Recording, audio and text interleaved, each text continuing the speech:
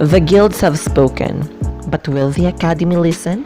Evidently, this year's Academy Awards for Best Picture especially has been very divisive compared to the previous years, like in 2012, when Argo unanimously wins everything, and we all know it's going to be the clear frontrunner at the Oscars. You need a script? Argo, science fantasy adventure. Moonscape, Mars, desert. They need an exotic location to shoot. You need a producer. If I'm doing a fake movie, it's going to be a fake hit. In 2017, when it was just a battle between The Shape of Water and 3 Billboards Ebbing, Missouri.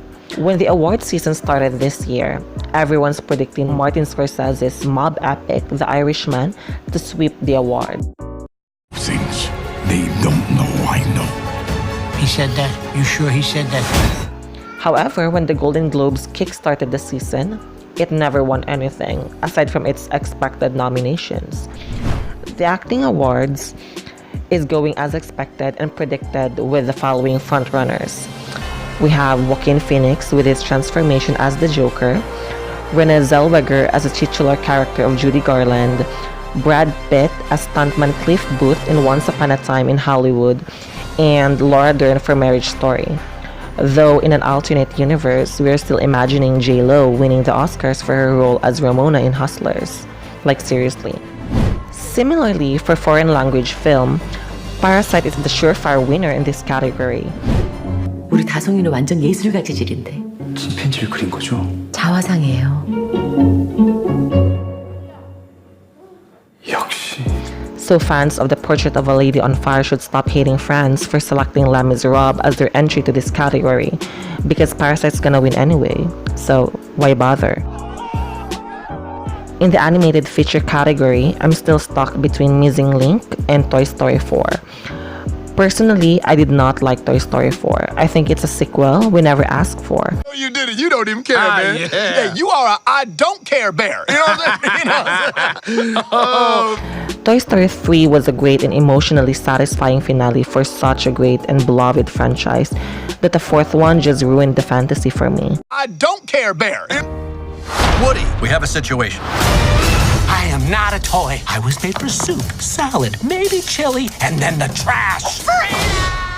But undoubtedly, it was such a critical and financial success that it's most likely to win the award.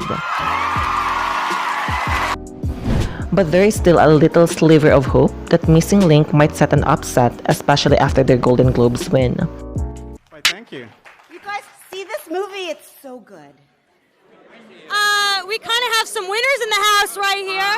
Hello? I don't know what you mean. What are you talking about? What are you talking about? Clear frontrunners are also visible in categories such as Original Score for Joker, both the sound mixing and editing for 1917, Original Song for Sir Elton John in Rocketman, well, basically saying sorry Beyonce and Taylor Swift, Production Design for Once Upon a Time in Hollywood after pulling out a time machine to bring us all back to 1969. Hey! You're Rick fucking Dalton. Don't you forget it. And of course, 1917 for cinematography, with that illusion that it created that it was like a one-shot film.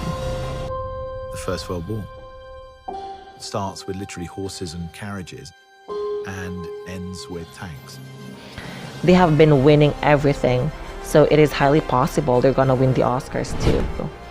We also think that Charlize Theron looked exactly like Megyn Kelly, so Bombshell's makeup and hair department should prepare their speech. It's a surprise to us how Dolomite Is My Name and Rocketman never scored a nomination for costume design, that they are obviously the frontrunner in this category.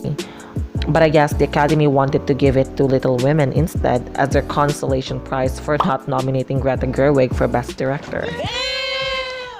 With that said, and with the turn of events at other award-giving bodies, it is safe to assume that we can reduce the competition for Best Picture to only 3 films. First, we have Sam Mendes' one-shot World War drama, 1917. Second, Bong Joon-ho's Upstairs Downstairs subtitled drama, Parasite. And then lastly, we have Quentin Tarantino's love letter to 1916 in Hollywood, which is Once Upon a Time in Hollywood. Though Parasite both wins the SAGs for Best Acting Ensemble and Eddie Awards for Best Edited Drama Film, we still think that the Academy would still see it fit for a foreign language film. And the actor goes to...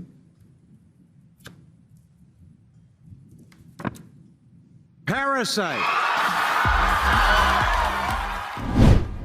Besides, they might also think that Parasite might not deserve the recognition as the best ever foreign language Best Picture winner when they could easily do it to Roma last year or to Amor in 2013. Furthermore, both SAG and Eddie have a very low percentage of predicting who's going to win the Best Picture at the Oscars, with only 9 for the former and 8 for the latter in the last 20 years.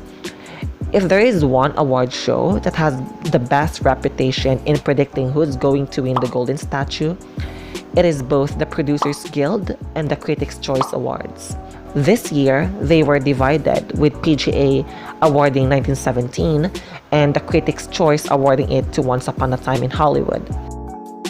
Upon a Time in Hollywood!